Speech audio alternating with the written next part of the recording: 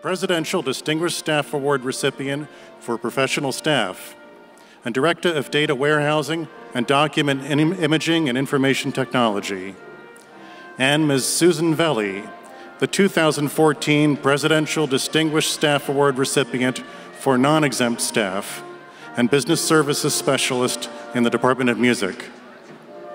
The faculty and staff marshals are carrying batons that the UMBC Alumni Association gave to the university in honor of our 40th anniversary in 2006.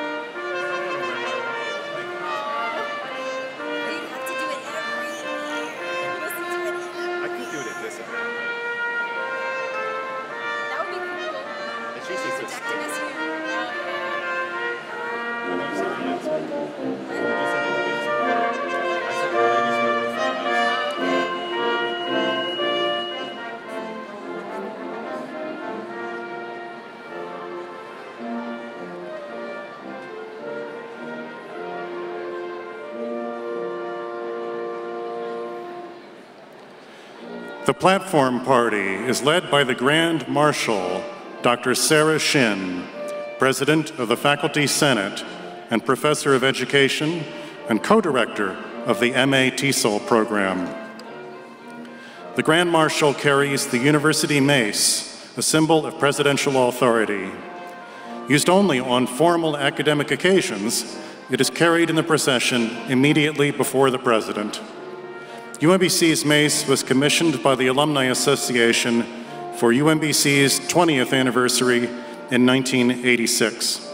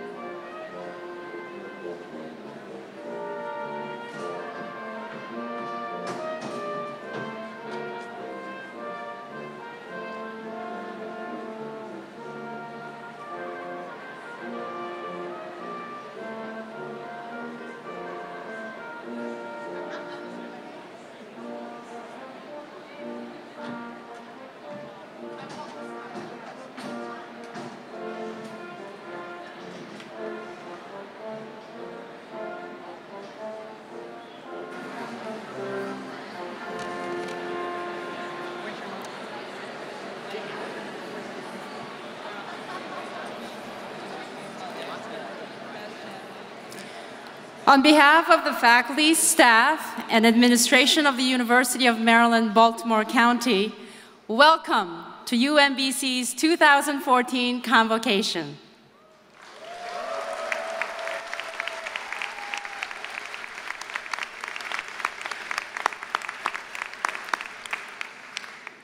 Please rise for the singing of our national anthem by our own UMBC Camerata, under the direction of Dr. Stephen Curiciolo, accompanied by the UMBC Wind Ensemble, under the direction of Dr. Brian Kaufman. Gentlemen, please remove your caps or hats during the anthem.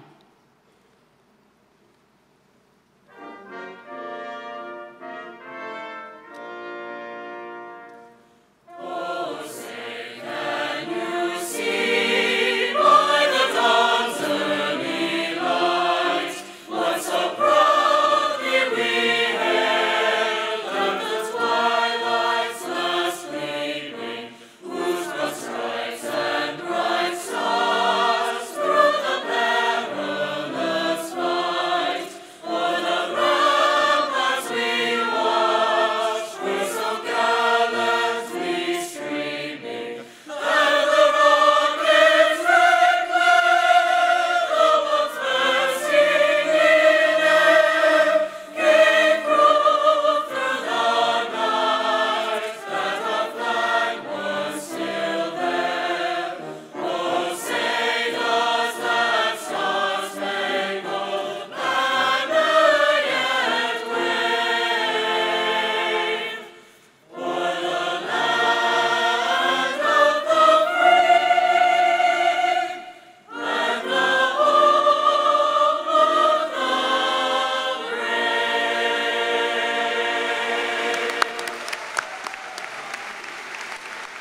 Please be seated.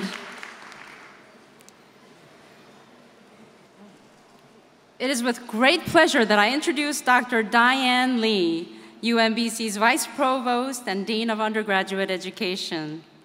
The Division of Undergraduate Academic Affairs oversees the development and delivery of programs that enrich the undergraduate educational experience, including first-year experience, introduction to an honors university seminars, and today's new student book experience. Programs reporting to Dr. Lee include the Honors College, Interdisciplinary Studies, the Learning Resources Center, Meyerhoff Scholars Program, the Office of Undergraduate Education, Sherman STEM Teacher Scholars Program, and the Women's Center. The office also oversees undergraduate research initiatives, including Undergraduate Research Creative Achievement Day. Together, these programs support students in enhancing the skills needed to succeed in reaching their academic, professional, and personal goals. A 1997 presidential teaching professor herself, Dr. Lee will be introducing the 2014 presidential teaching professor. Please welcome Dr. Lee to the podium.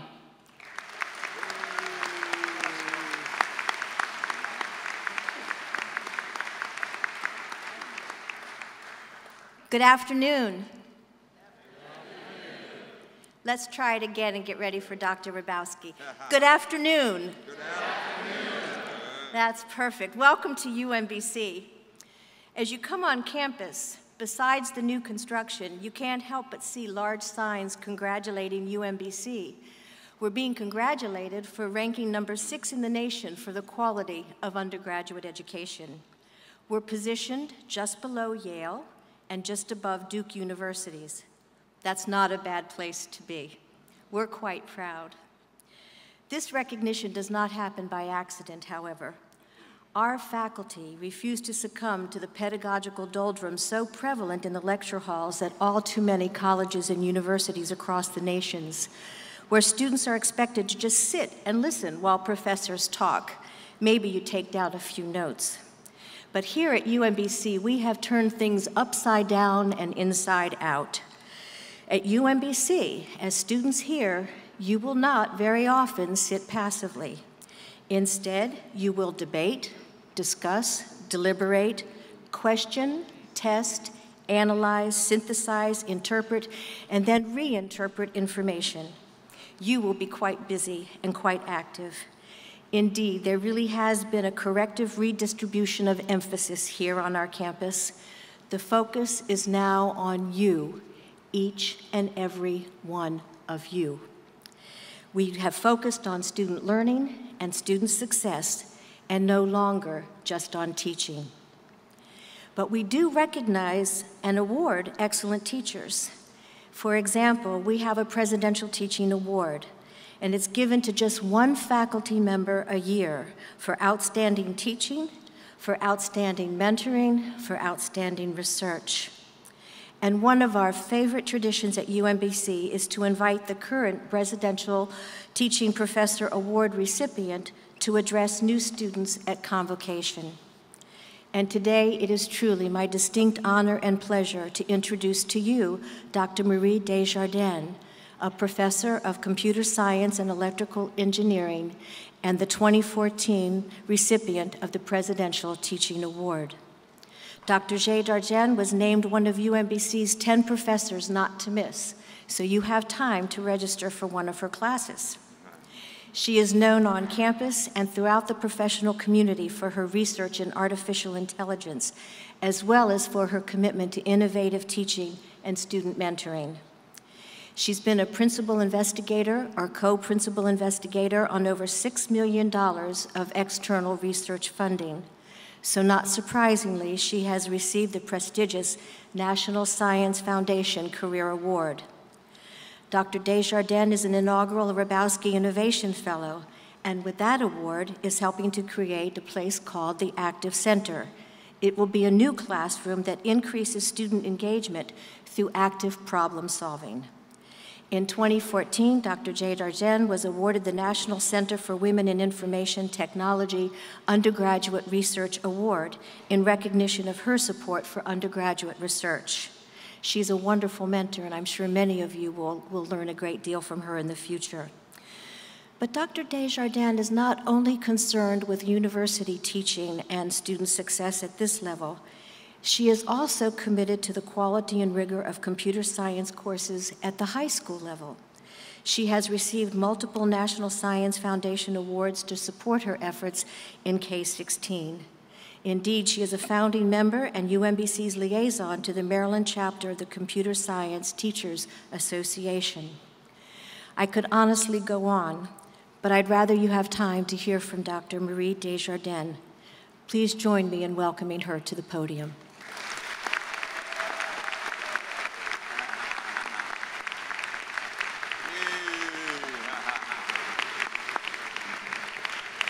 I'm going to give you another chance to try this. Good afternoon. Good afternoon. They learn fast.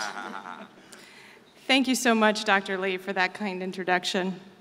Dr. Rabowski, colleagues, students, parents, guests, welcome to UMBC's 2014 Convocation. I am so honored to be here addressing all of you, and especially our new students, welcoming them to our new community. I honestly can't imagine any job as wonderful and inspiring on a daily basis as being a college professor. As I look out at the incoming class, and I watched you all file in here, and at one point, I turned to Dr. Lee and I said, "Are they on a loop? They just keep coming. Maybe they're circling around and coming back again." This is just phenomenal to have all of you here and to see the enthusiasm and all of the great UMBC wear that you have on.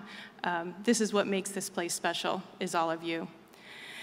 As a teacher, of course, I care immensely about your learning. I know you'll spend the next several years learning a great deal of content in science, computing, language, mathematics, humanities, the arts. I'm sure you'll become more critical thinkers, more careful analysts, more deliberate reasoners, and I'm confident that you'll leave UMBC understanding the importance of lifelong learning and striving for excellence in your intellectual pursuits. To get you started in that part of your journey, I want to share my top 5 tips for freshmen as you begin your academic career. I should note there were going to be 10 tips, but my daughter who goes to college said that college students don't have that long an attention span. So I cut it down to 5. And also feel free to take notes. That's a freebie tip. That one doesn't count. First, get to know your professors and your fellow students. Don't just sit there passively absorbing information. Those people are your greatest resources. Number 2, manage your time wisely. Buy an organizer. You know that thing they gave you in college, in high school, that you never used except to get the bathroom pass on it if you were to school like that? Get one that works for you and actually learn how to use it. It's incredibly important to know what you need to do and when you need to do it. And to get there in knowing what you need to do, you'll get this thing on the first day called a syllabus, which is one of those things that in high school got stuck in the bottom of your backpack and never looked at it again unless there was a syllabus quiz. You're supposed to read that. That's a contract. It's a contract between you and your professor. And if you don't read that contract, you don't know what they're expecting you to do, and you don't know what you can expect from them. So please read those documents. They really matter. Number 4, turn in every assignment in every class. Even if you didn't finish it, even if you didn't do it as well as you wanted to, do what you can and turn it in. You'd be amazed at how many students don't turn in assignments. And it's partly because, you're a college student. You can do whatever you want. You don't have to turn in the assignments. Well, you don't, but you should. It's important. Number 5, and this is related to being a grown-up and taking your own responsibility, go to class. Every day. Every class, even if the professor's boring, even if the class is boring, even if you already know that stuff, even if you have some work to do for another class, or you really need to sleep in, or you got some friends that are going to do something really fun, go to class every day. That's the habit that will set you on the path to success. So those things are really important, okay? You got all that? Everybody took notes? If you weren't taking notes, somebody else was. Here's the thing, though. I really believe that it's the other part of college that matters more than all of that, than any formula or historical event or philosophical abstraction that you'll learn in your classes. That stuff is important, but what's really important and what the next few years are really about is growing and changing and becoming the kind of person and the kind of adult that you want to be. You're going to look back in 4 years, give or take, sorry, and be amazed at how much you have changed. You'll be proud of the tough classes you've taken, the activities you've been passionate about, the communities you've helped to build, the knowledge you've learned, and the breadth of your perspective outside of your chosen field. You'll have learned self-discipline, persistence, compassion, the value of hard work, and the thrill of succeeding at challenges that you set for yourself. But I want to talk about the other side of succeeding at challenges. Your greatest accomplishments will come as the result of taking great risks. And the problem with great risks is that they don't always work out. You might fail. As a professor, though, as a parent, as a mentor, as a lifelong learner myself, I have come to believe with passion that the ability to embrace and learn from failure is one of the great secrets to achieving true happiness and fulfillment in your life. So failure probably is not a topic you were thinking, oh, I'm going to go to Convocation, and it's going to be an uplifting speech, and she's going to talk about failure. Not the usual topic. But it's when you challenge yourself beyond your limits, when you take a risk, when you try something new, even if you might fail, and then, a lot of the time, you do fail. That's the thing. That's the thing about taking risks, right? It's not like, oh, if I take a risk, then I'll succeed. No, you take risks, and that means you might fail. It's after that that makes the difference. It's when you pick yourself back up, you take a really deep breath, or a few really deep breaths, you stop, you don't beat yourself up, you think creatively, find a new solution, go another way, try again, ask for help, and refuse to give up. That's when you accomplish great things. And it's really tempting to look at the other people and say, oh man, you know, they really belong here, and this is hard for me, and maybe I don't really belong here. Maybe I shouldn't be a computer science major. Maybe I shouldn't be a math major. Maybe I shouldn't really be a dance major. It's too hard for me. It's easy for everybody else.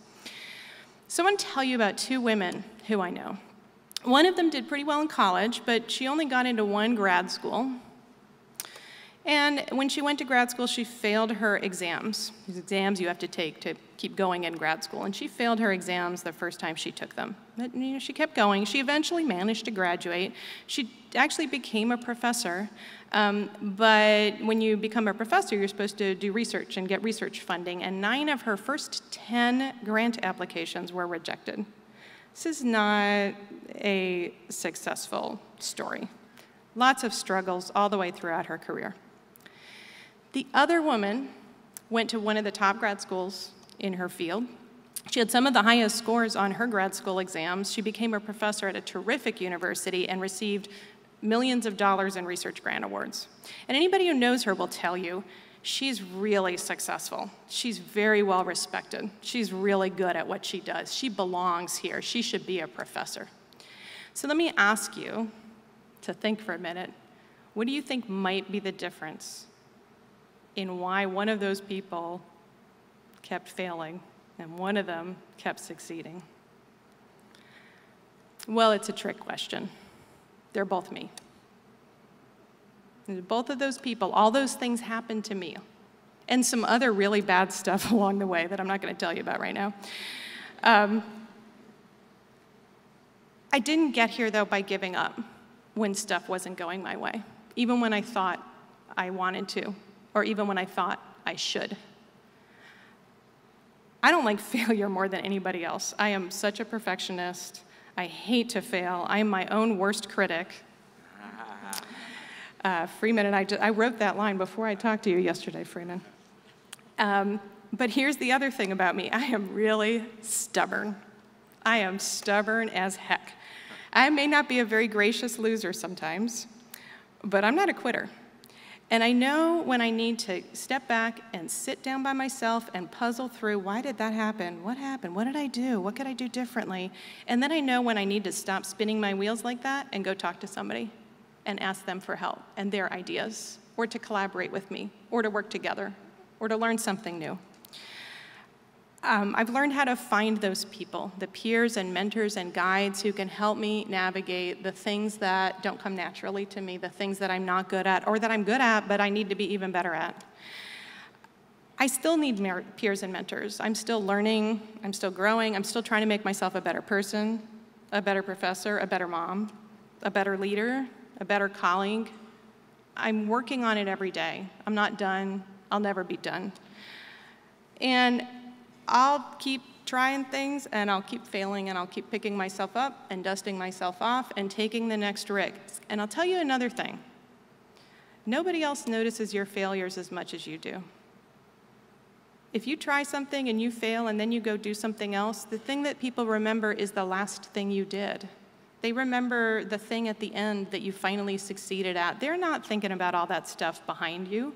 It's just you. That's just in your head. So just learn from it, think about it, learn from it, but then move on. I'm so confident in all of you. I have seen so many students come through here and do amazing things, and not always the ones who thought they were going to do amazing things. And sometimes the amazing things are kind of little things, but they're still amazing. So my older daughter is actually in the audience today. Actually, both of my daughters are in the audience today. And the older one is starting her senior year in college. But I remember every minute of that transition to college and how exciting it was, and scary and intimidating and overwhelming and kind of everything all at once. It's a lot. It's a lot of feelings and a lot of stuff. And she's was in the music department at our high school, and they have a senior banquet every year, and they played a song that was very popular at the time. And I thought it just perfectly captured what I wished for her as she began her own journey to adulthood. And it might be a bit cheesy, but every time I hear Leanne Womack's "I Hope You Dance," I think about her and my other daughter, standing on the brink of adulthood and getting ready to face challenges. And I'm going to quote some of it. I'm not going to sing. I'm going to go up there and sing with Camerata a little bit later when we get to the alma mater, but I'm not going to sing right now. But I want to quote you some lines from it. "I hope you never fear those mountains in the distance. Never settle for the path of least resistance. Living might mean taking chances, but they're worth taking. Loving might be a mistake, but it's worth making. Give the heavens above more than just a passing glance.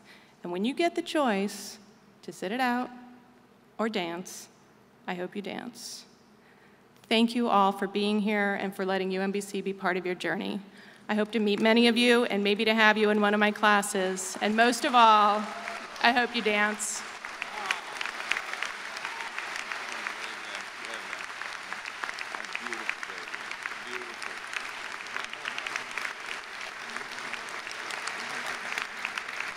I'm very pleased to introduce our next speaker. Mr. Ganesh Mysore is president of the Student Government Association. I believe I met Ganesh when he was a freshman at his honors college for him. Man, that seems like a long time ago. And yesterday. Ganesh is a senior. I knew he was going to do some stuff, by the way. I knew back then.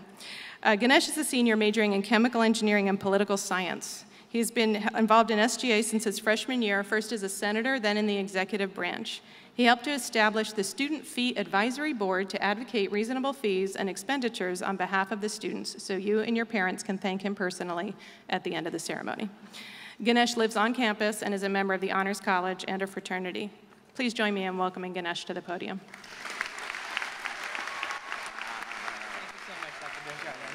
I wasn't sure if you would remember me. Hey everyone, I'm not going to ask you to say good afternoon again. I'm satisfied, so let's start there.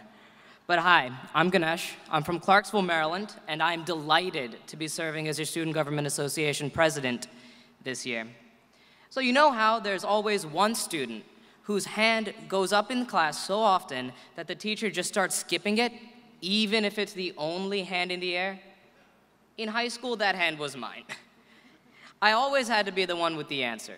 the right answer, and I judge myself based on not just how right I was, but how much more right I was than everybody else. To be honest, some people thought I was a bit of a jerk. My first semester at UMBC, the most important thing in my life was my academic schedule. I planned my days diligently, read before class, went to lecture on time, did my homework early, and I continued to be that annoying student who always had the right answer and made sure you knew it. Even when I wasn't in the classroom, I wanted to be the best at what I did. I was a theater nerd in high school, so I did every show, sang in chamber choir, and in our a cappella group. At UMBC, I wanted to keep singing. So a few weeks into the semester, when I thought I had it all figured out, I auditioned for Mama's Boys, UMBC's all-male a cappella group. Of course, I was sure I was gonna get in. I mean, how couldn't I? I'm the best baritone I know. They were gonna love me. I walked into that room expecting to blow them away, and I walked out of that room expecting that I did nothing less. Well, I got a few hours later, I got a phone call, and I heard something I wasn't expecting. They didn't think I was good enough. They even recommended that I take a music class to get better. After the phone call, I walked out of my old room in Susquehanna and down the hall to see how everybody else had fared. Max made it, Robbie made it, and I realized that for the first time ever, I was the only one that didn't make it. So I retreated into my academics. At least I still had my excellent grades, and I didn't try to get involved with anything else, because I was scared. I was scared that I wouldn't be the best.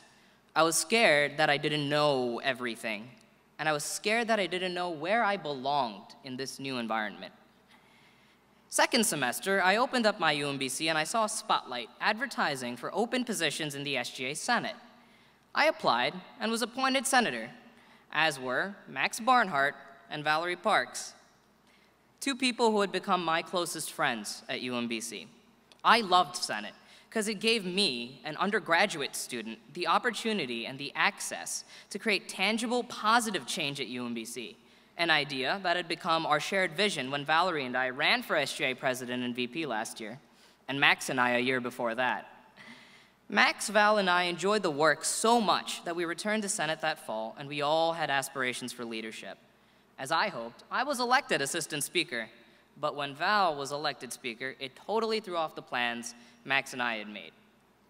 Remember how I said I was kind of a jerk? Well, I didn't like that Valerie seemed to have all the power. I didn't like that Valerie had won the election over Max, so I did everything I could to undermine Valerie's authority. I took every opportunity I had to disagree with Val and my fellow senators and show them that I knew better than them. Similar to how I totally didn't need that music class, I totally didn't need Valerie teaching me how to be a senator. She asked every senator to attend at least one finance board meeting to get to know them better and learn how they did their jobs. Of course, I said that I already knew finance board and how they did their jobs, and I waited till the very end of the semester. So one chilly November night, I walked into their meeting, cursing Valerie underneath my breath, expecting to be bored out of my mind.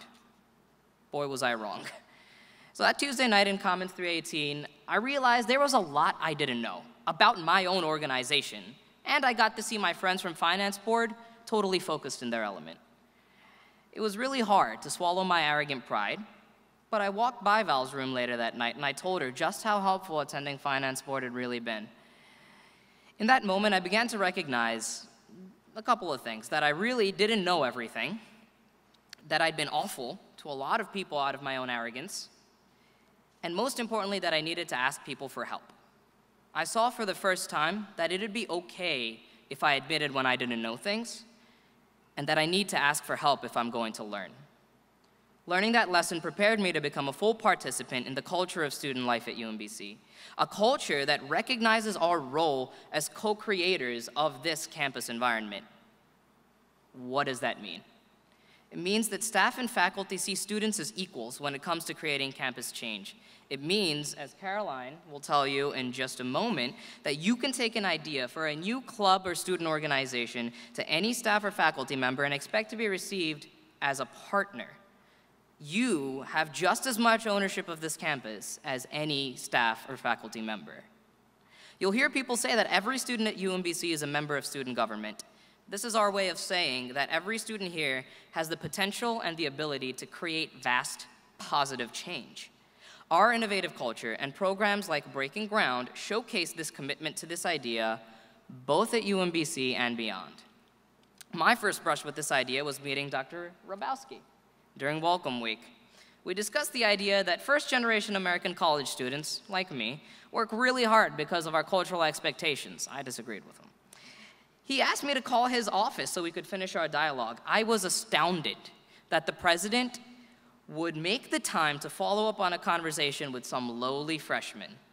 A few months later, I found myself meeting Dr. Nancy Young to talk about student fees. She made time not just to teach me about fees, but to help me outline that new process in which students could provide input on how those fees increase each year. That was 2 years ago. In the time since, that process has been directly responsible for several huge campus changes, chief among which was renovating the weight room, which is right back there. My conversations with Dr. Rabowski and Dr. Young are not unusual. These interactions are special because they aren't special at all. Any student can approach our administrators to have these conversations. So don't be surprised if you find yourself in a phone call with Dr. Rabowski in a few weeks. Student involvement in shaping this campus is more than just an option for us, it's an expectation. Whether that involvement means joining a student organization or starting your own, like Caroline, working on an initiative in SGA, playing on a sports team, doing research, or being a pack leader for transfer students, we are expected to do more than just excel academically. Living up to these expectations may seem like a tall order, but there exist networks of support to help you achieve them. The thing is, you've got to be willing to ask for their help. In just a moment, Caroline will tell you to take risks and to do those things that you don't think that you can do. So I'm telling you, the sooner that you can learn to accept your limits and reach out for help, the more you will be able to accomplish those things. Without help from Val, I might be a little more than that annoying jerk I was freshman year. But instead, I'm up here, and I have the two of them, in addition to, a bunch of people from SGA up there supporting me. You may not know what the next 2 or 4 or 6 years holds for you. And that's okay, because we sure didn't. But remember that you can't do it alone. So be ready to ask for help when you need it. As your SGA president, I'm just one of the many, many students who are here to offer that support. But don't just look to me. Look around you. Because the people who will help and support you the most are the ones who are sitting with you in this room right now.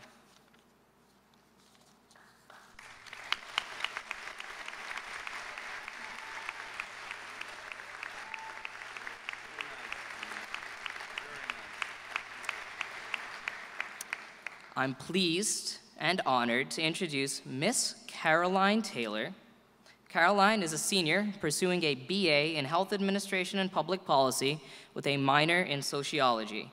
She's the co-founder and current campus chairperson of the UMBC Global Brigades and a former peer health educator. She's also going to be working in the SGA this year. She's passionate about public health and hoping to pursue her master's degree and work in the global health field, particularly in health education and community wellness. Please join me in welcoming Caroline.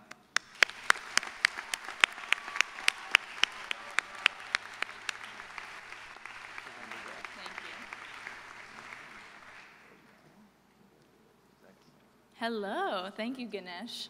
As you said, my name is Caroline. I'm a senior here, and I'm a HAT major, and I hail from St. Louis, Missouri. When I was doing my final preparations before moving on to campus, Hurricane Irene was barreling up the coast. So unlike many of you, I had to move in late and jump into campus life without the Welcome Week support you hopefully received.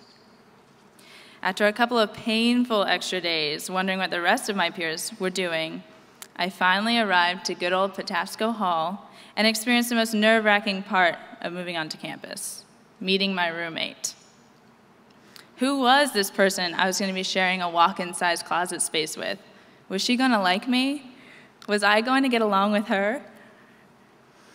Well, sooner than later, my roommate and a couple of my floor mates were sharing delectable meals of microwave mac and cheese together, crying while watching The Notebook, and going all out for a fancy dinner at Chipotle. Before coming to college and after arriving, I was experiencing a lot of emotions: excitement, freedom, and curiosity. But I also experienced emotions I didn't expect: homesickness, worry, and even doubt. I quickly learned that I had to be brave. Now, I may look impressive up here, but I'm just another student. And although it's a great honor to speak to you, it's also pretty scary. So go easy on me, okay? Saying yes to speak today started me on a path down memory lane. To find inspiration for this speech, I tasked myself with the truly arduous feat of sitting on my couch and scrolling through old Facebook posts. Do you know that feeling you get when you catch yourself smiling at an old picture, or kind of holding your breath when you're remembering an embarrassing moment? I was having a lot of those. But I also realized my posts captured me with the people I considered my best friends, my biggest inspirations. Maybe you're sitting next to someone today that you met at your commuter retreat or your transfer student orientation, or maybe someone from your floor. But look around. Take a second, look around. This room is full of people you haven't even met yet. You never know. The person across the room may end up being a close friend, the one you're always sharing lunch with during free hour. You may be seats away from a chance to see things from a totally different perspective. You may be rows away from a future romance. At UMBC, we're big enough to provide countless opportunities to learn and grow, but we're small enough that you can feel like a part of our community. Ganesh mentioned the academics at UMBC, but while I was looking through those Facebook posts, I realized UMBC's academic reputation is just one part of our awesome campus culture. In fact, relationships will be what define your college experience. Even if you're a bit nervous to meet new people, don't pass those interactions up. It was my relationships that propelled me to get involved with organizations like the Peer Health Educators, ODK, Student Government, and Global Brigades. And through those, I developed even more relationships. I'm a living testament to the benefits of getting involved. I embarked on what would be one of the best experiences of my life and found one of my best friends when I met Jay Yang freshman year. He could easily be up here talking to you as well, but instead is sitting with you today. So I'd like to kind of take a second right now and make Jay stand up. There he is. We're all going to clap for Jay.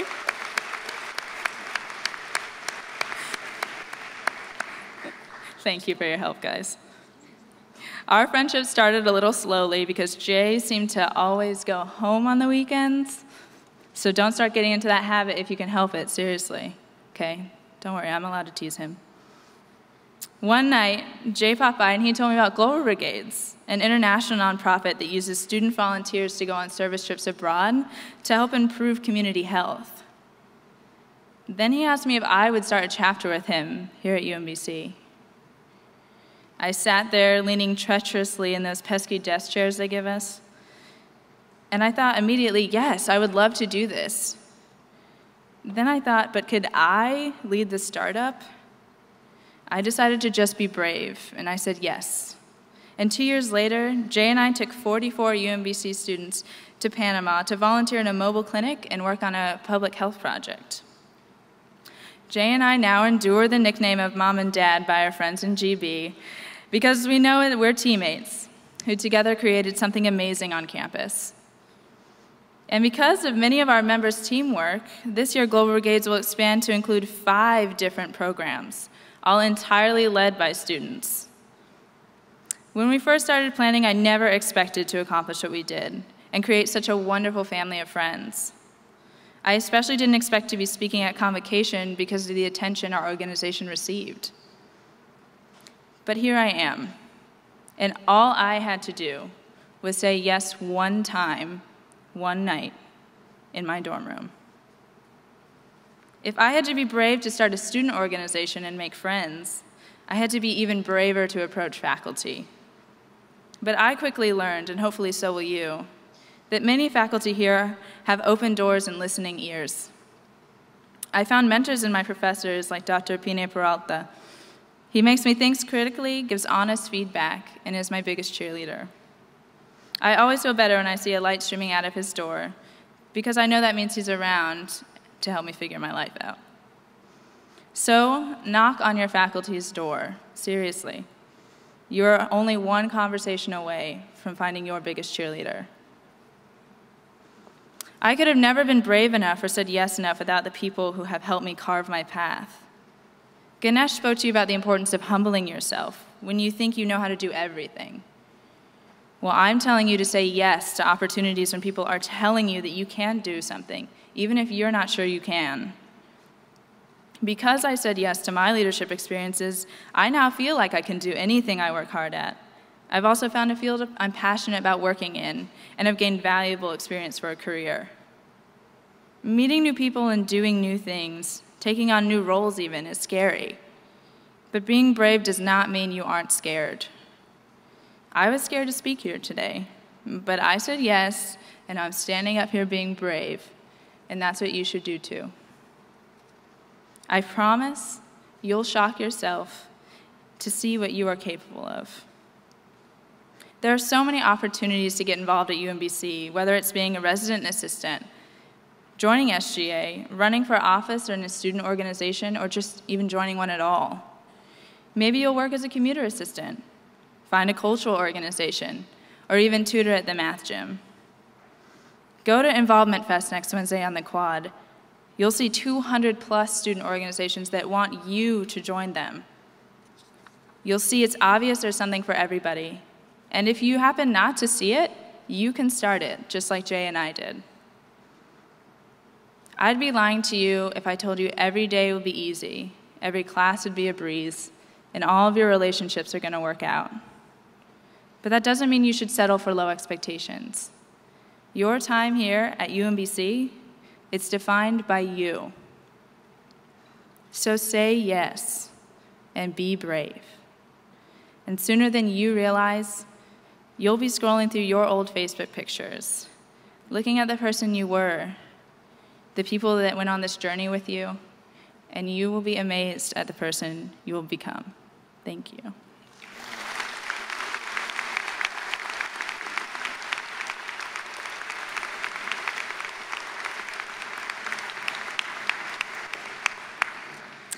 And now, I'm honored to introduce the president of UMBC, Dr. Freeman Hrabowski. Sorry, tricked you. Dr. Hrabowski has served as our president since 1992, bringing great energy, vision, and leadership to the university.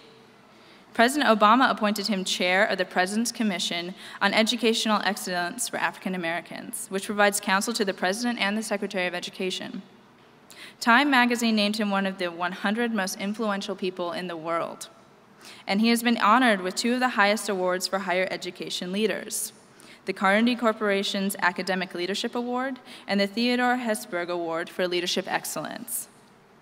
He has been instrumental in connecting UMBC with companies, foundations, agencies, and individuals who helped us to launch and sustain such programs as Sondheim Public Affairs, Linehan Artists, Sherman Teachers, and Meyerhoff Scholars programs. Dr. Hrabowski also is known for taking a personal interest in all UMBC students, as Ganesh told you. Don't be surprised if he stops you while you're walking, or maybe in an elevator, and asks you what grade you earned on your last exam. He is dedicated to ensuring that all students reach their goals and achieve their potential. Please join me now in welcoming our president, Dr. Freeman Hrabowski.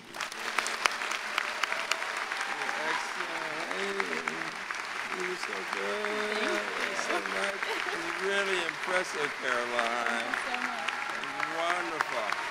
Thank you. Oh, it's really nice. Really nice. Lift up your eyes upon this day breaking for you. Give birth again to the dream. Women, children, men, take it, this dream, into the palms of your hands. molded into the image of your most public self, sculpted into the shape of your most private need. Here on the pulse of this new day, you may have the grace to look up and out and into your sister's eyes and into your brother's face and say simply, very simply with hope, good afternoon, UMBC. Good afternoon. Good afternoon again. Maya Angelou speaks to us. When we use poetry, we find ourselves getting goosebumps because it reflects the human spirit and emotion. We're here today at Convocation, a special time for pulling people together. The word itself actually is from the Latin meaning a calling together. We are so excited that you're here. Over the years, we have brought the new students, freshmen and transfers, and we've had some wonderful people speak. Would you give Professor Desjardins and our students a hand for being superb today, would you please? It's really nice. And students, I want you to appreciate first that regardless of how old you get, there's nothing more important in your lives than relationships, as Caroline was saying, than reflecting on who you are, as Ganesh said, of remembering family and friends. And so I want the family members of Professor Desjardins to stand. Her parents are here, her daughters, her husband. Where are they? They're somewhere. Give them a round of applause. They're around here somewhere. Give them a round. It's very nice. We're very proud of you. It's very nice. I know you're... Right. And Caroline's parents, Caroline, your parents are here. Get them to stand too. Parents, family members of Caroline, stand up. Give them a hand, please. It's very nice. Great, that's nice. All right. Is Ganesh here? And is your mom here? Your mom here? Your mom's here. And Ganesh's mom, stand up. Ganesh's mom is here wherever you are. Good, good. That's great. Students, I took the time to recognize family members because their being here and yours coming with you when you were just beginning the other day has everything to do with the fact that people care about each other. Family members care about each other, and this is a university where people care about each other. Some of you who are living in the residence halls had a chance to begin to bond in that rainy period when you were checking in, and others had a chance to bond, those of you who are commuting, when you had a rain-soaked rope course, remember? And then others went down to the aquarium, some of the people who are transfer students. But in all these cases, you came to UMBC because you've heard it's a good place. It's a place where you can get a good education, and you saw something that you liked. What you heard from our speakers was, first of all, authenticity. You heard people speaking from the head and the heart. You heard people telling their stories with honesty, and they didn't get up here and just say, I'm great. Everybody got up and said something about a challenge, about in one way or the other, having a fear or getting knocked down or a failure. And yet, the theme of resilience came through. The point they were making was that every human being will experience moments when he or she will be knocked down or afraid or not sure or uncertain. And there's something about believing in oneself and having support from others that can give you and result in the resilience to get back up, to learn from the experience and move ahead. And that's exactly what you heard from each of those people with great honesty. And so as I talk just a few minutes, I want to encourage you to go to the homepage in the next day or so. I'll have my speech up and you can read it for yourselves. I'm not going to read it. I took a lot of time thinking about things I've said before and new things, and I want to highlight a few of them just to give you an idea of what I see as important, which really will fit, you'll see, quite well with what the other speakers have said. I often ask students, what should we tell new students? And over the years, I've been collecting this advice. So listen carefully. In much of what students have told me, you've heard already. And so I am affirming the advice already given. They said, keep an open mind. Don't be afraid to ask for help because we all need help. Get involved. show interest in your classes, and as Professor Desjardins said, go to your classes every day. Do not go to sleep in class. Let me put that in there, right? Do the homework, do the best you can, but get to know your professors, get to know their stories, ask good questions, challenge yourself by going beyond your comfort zone, connect with classmates in the classwork, but about life. Take responsibilities. When you make a mistake, and we all make mistakes, if you own that mistake with honesty, with authenticity, people will say, let us be helpful. You'll see it every time. We are privileged today to have some of the finest thinkers and finest human beings I know in the world. I'm going to ask our faculty and staff and the leaders of the campus, administrators, to all stand. Students, give them all a hand. They're here because they care about you. Faculty and staff and leaders, it's really nice. Very nice. Look at their faces. It's very special. Very, very special. I would encourage you to get to know them as you meet people. Even if you have been shy, just go up and say, hi, my name is whatever, and just talk just for a minute. You'll be surprised how much you can learn. When you see me, just stop me and tell me your name. I mean, the thing about UMBC that keeps me so inspired is that our students and our staff members and our professors deeply do care, and they have this authentic way of connecting with each other. America today is very different from 50 years ago. Very different. It was in the early 60s that the idea of a UMBC came into being, and the legislation to have a University of Maryland, Baltimore County in 1963, in fact, and the first students came in 1966. And interestingly enough, in that period, between 63 and 66, and as my talk, as you read it, will tell you, there was all this legislation and the Civil Rights Movement and the Civil Rights Act and the Higher Education Act and the Voters' Rights Act, and all of that legislation led America to be very different. Your parents will tell you, professors will tell you, you would not have seen anywhere in America a group of people this diverse sitting under one roof with the purpose of education, or for any purpose. The world has changed dramatically, and so has our country. Because today we can find people, for example, at UMBC, from over 100 countries. And the world has changed dramatically because we know now that one needs more education than ever to understand the problems we face, to talk about taking care of one's family, to get a job or whatever. In the early 60s, or when students first came to UMBC, only 10% of Americans had a college education. Only 10%, over 25. A much higher percentage of whites, about 11%, of blacks, about 2%. They hadn't started counting other groups in the census in the same way. But the fact is today we're up to about 30%. Now what is interesting is, because the rest of the world has been inspired by America, people are putting a lot of money into helping people get an education. So today, if you are over 35, for those Americans, we are the most educated in the world, with the exception of maybe one country. But for our Americans who are between 25 years old and 34 years old, we're down to position number 11.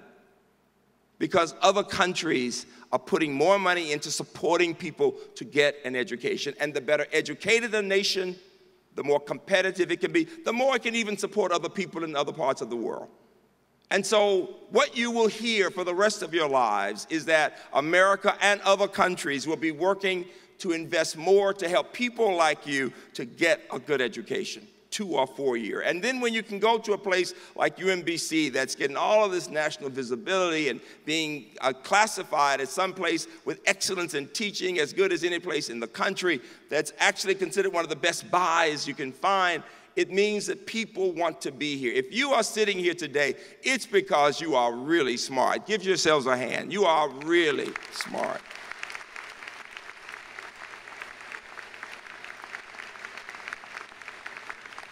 But there is a fact that I want you to think about over the next years as you work to become an educated person, and it is that America has become more, in some ways, more unequal than it has been in a long time.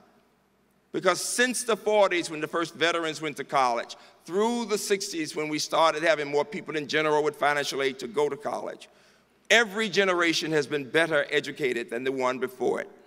And yet today, the probability of a child of any race going through high school and going to college and graduating is only about 10%, 0.1. If they're from the lowest income level in America. And if one is from the upper two levels, the highest, it's over 80%. In other words, we know that the children of the rich will become well-educated, but the children of people who are not from wealth, or the children of people who are from working-class families, more and more are not finishing college. They may go, and yet they don't graduate. In fact, believe it or not, half of Americans who begin college do not graduate. There are 50 million Americans who started and didn't graduate. When I started college in 1966, the dean said, look at the student to your left, look at the student to your right, and then he said, one of you will not graduate. And all the kids who knew he was talking about them said, okay, well, I may as well party and have a good time, and they did, and they flunked out. Not a good picture, not a good picture. But this is what we say. Now, I want you to follow my directions. Look at the student to your left. Look at the student to your right. Our goal is to make sure all three of you graduate, and if you don't, we fail, and we don't plan to fail. Give yourselves a hand for graduating. Big deal.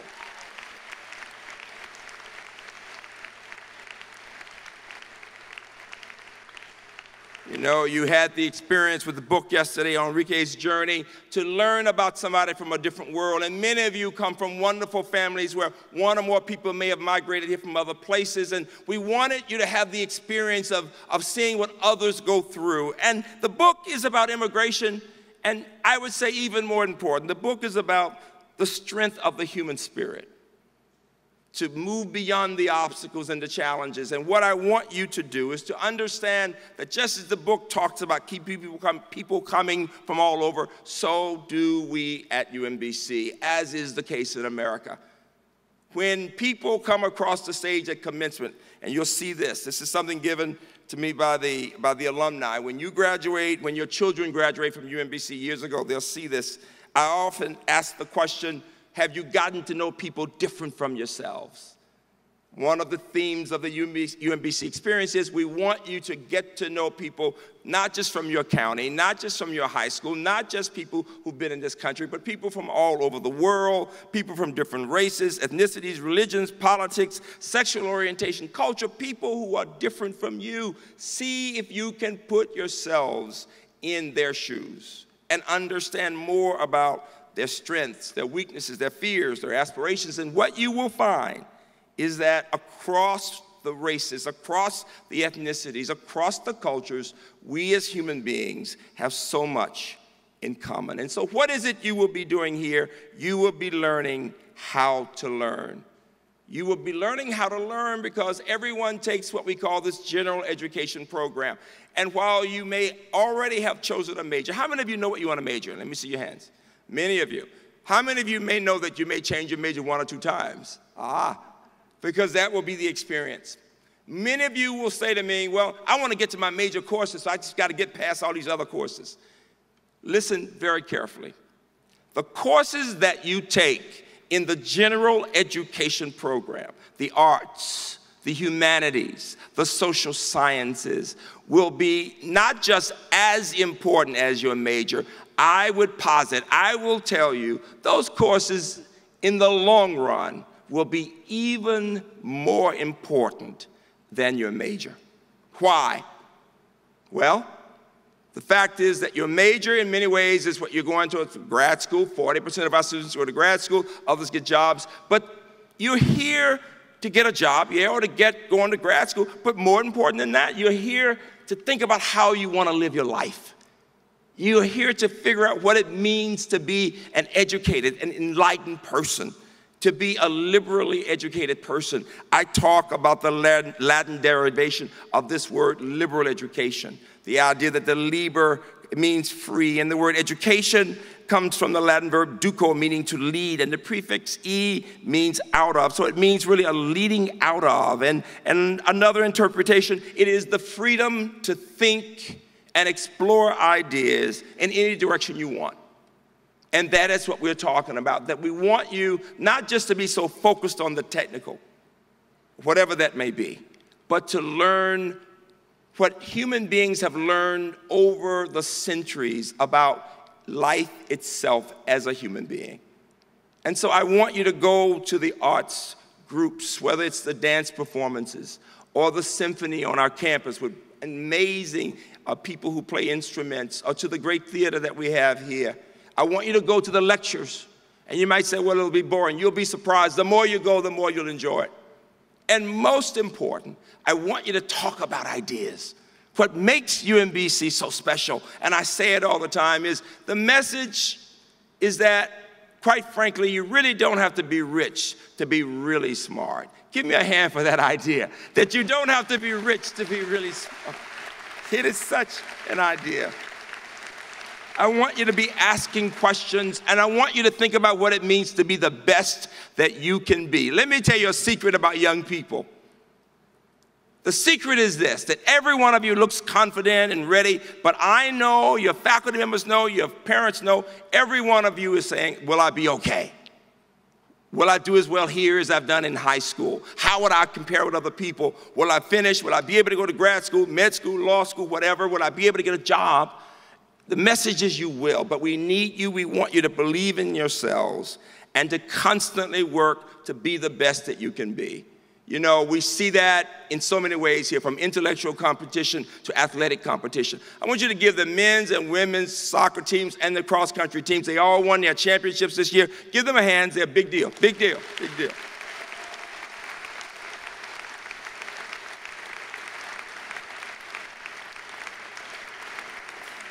%50 of our athletes on the dean's list. Give all the athletes a hand. It's very important. Give them a hand.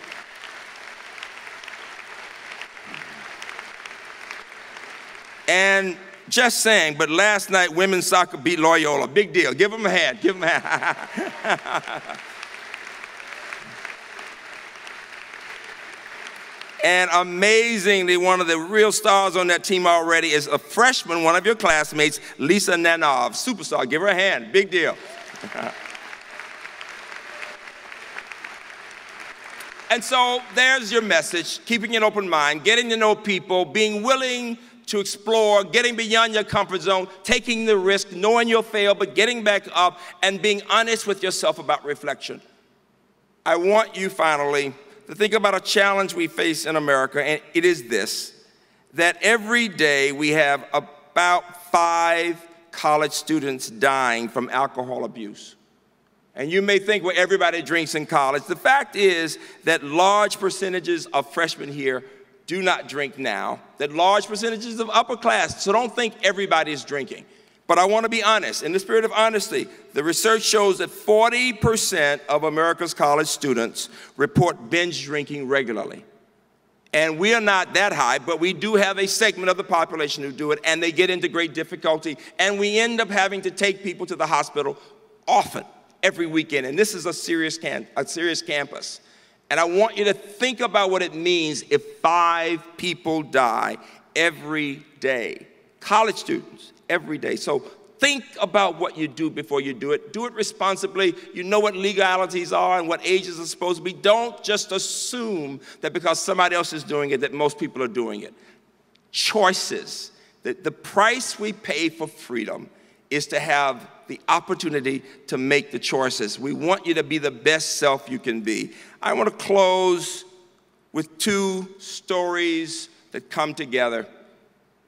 You know, as a child, as a 12-year-old child who had the chance to march with Dr. King, to spend time in jail and reflect on what it means to be an American, just because I wanted a better education, I could never have imagined standing at a place like this. No American could have imagined, first of all, seeing such a beautiful array of people from all over the world able to connect with each other and to treat each other with dignity and respect. And yet, when I think about that period in the civil rights movement, I think about what we do in our Shriver Center as people work on community service. I think about Breaking Ground, which is this special initiative here focused on social justice and getting people involved in helping senior citizens, helping children, understanding what we do when we are more privileged to help those who are not. And that's who you are. You are some of the most privileged people in the world. When you can come to a fine university and prepare to be a leader, the question becomes then, of those to whom much is given, what should we expect? I would expect that you would give your work the best that you can. I would expect that you would think about people who don't have what you have. I would expect that you would get to know your faculty members, your professors, your staff members, and each other to talk about these ideas and what inequality means in America and how our future will be inextricably tied to the extent in which we take those children who are at the bottom of the economic ladder and to give them the sense that they can too do what you have done.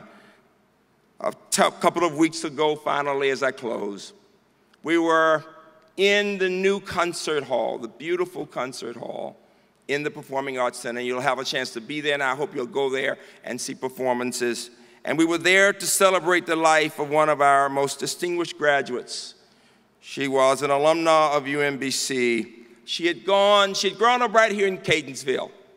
And she went to the Institute of Notre Dame, downtown Baltimore, and came to UMBC after beginning a family and majored in psychology and didn't know what she wanted to do, just came to explore ideas, and she did just that. And she took all kinds of courses, and she got involved in service, and this was in the late 60s.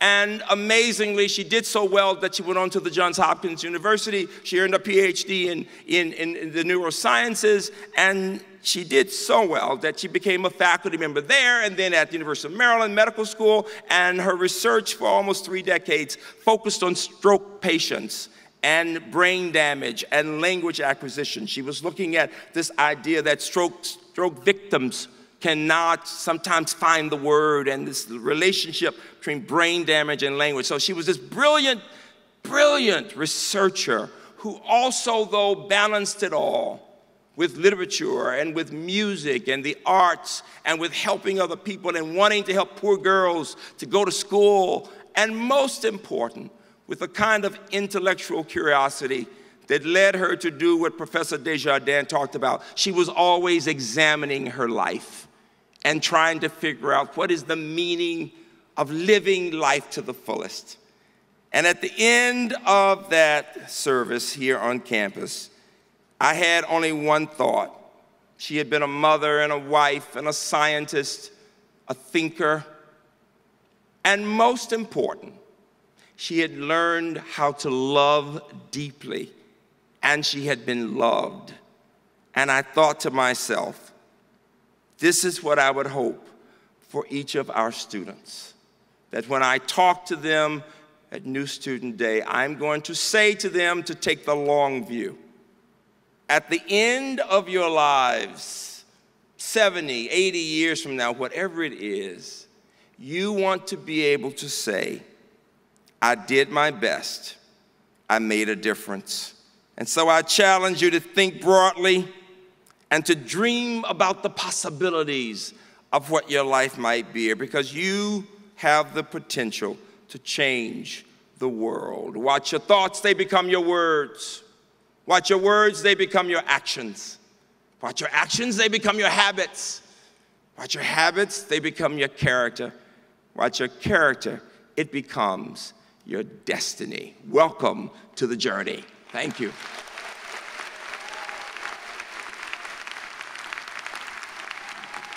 Oh, thank you. Thank you. Oh, wow.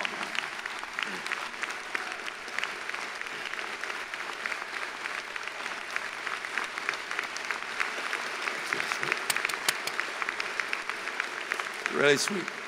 Thank you. Thank you very much. I am delighted to introduce somebody who cares about students more than anybody I've ever seen, who is our chief expert on student affairs, who is over so many areas here on campus, from career services all the way over to health services, who works over the residence halls, but most important, somebody who wants to make sure that the life of the student is everything possible at UMBC. Please join me in welcoming our own Dr. Nancy Young. Thank you.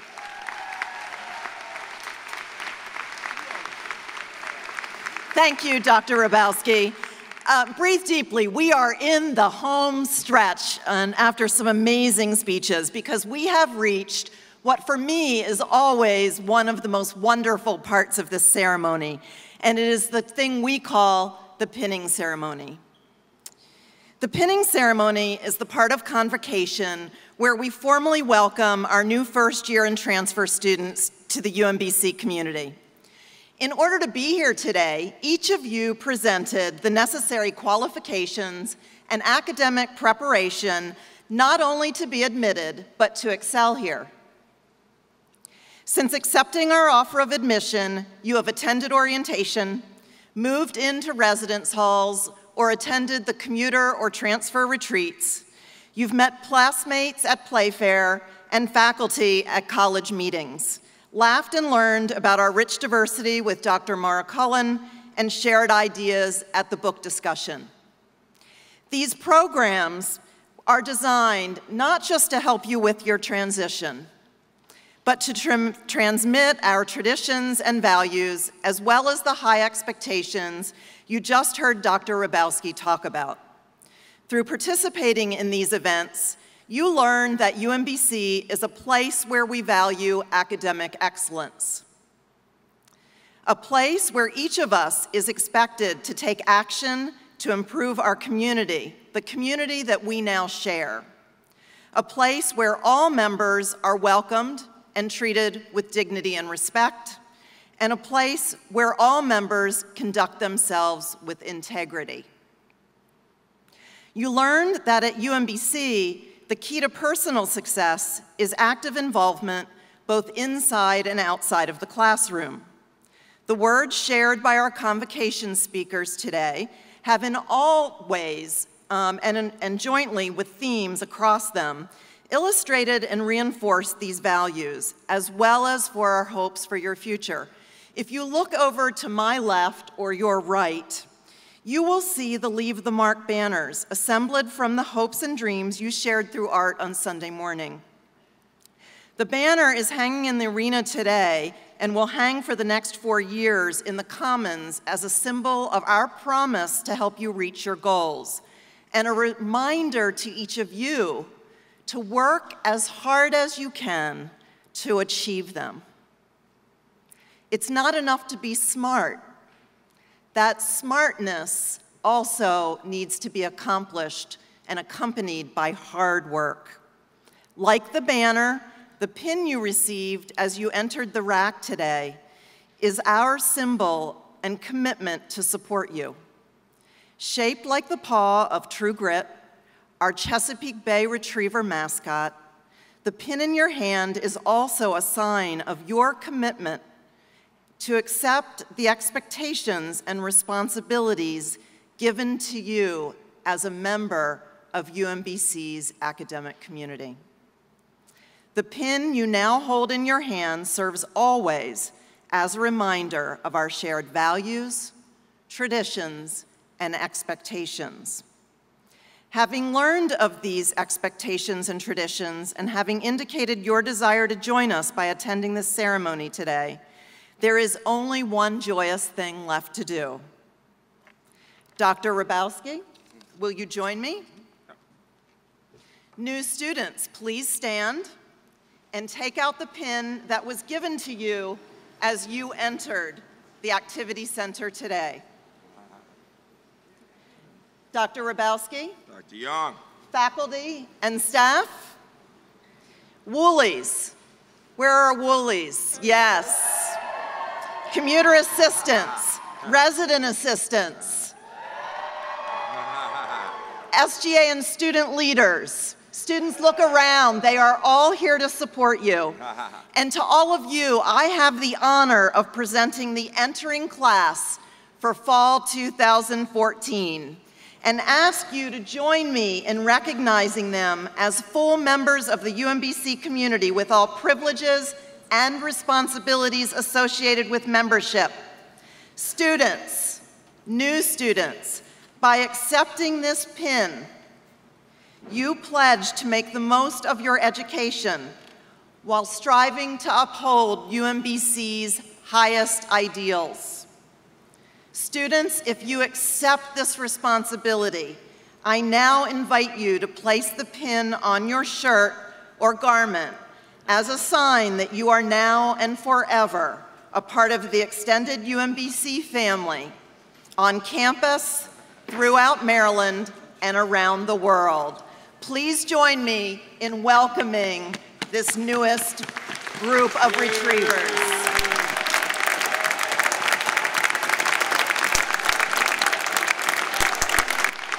And you know you've got a part to say at the end, right? Okay. I thought it was Sarah. Congratulations, entering class of 2014. We ask that you remain standing and invite the faculty, staff, and returning students to rise for the singing of our alma mater. Now, here's a very important thing, new students.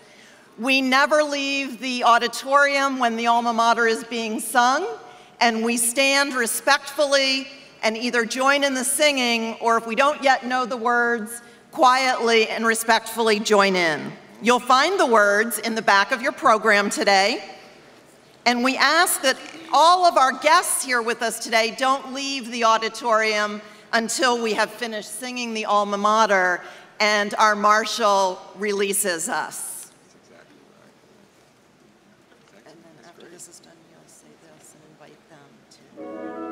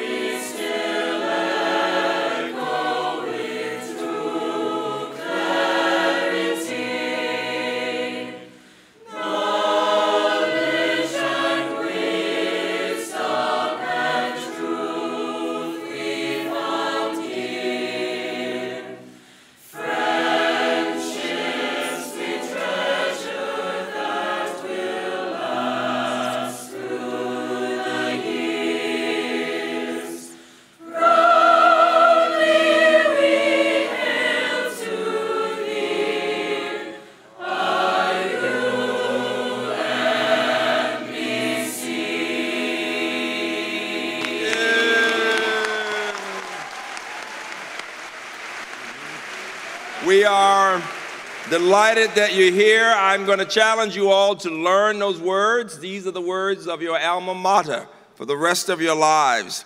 Today, you are invited now to celebrate this start by attending the free community picnic outside the quad.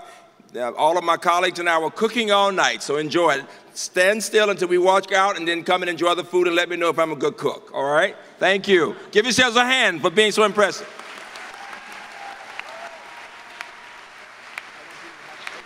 This concludes the 2014 Convocation ceremony. Please remain standing until the platform party and the faculty and staff have recessed.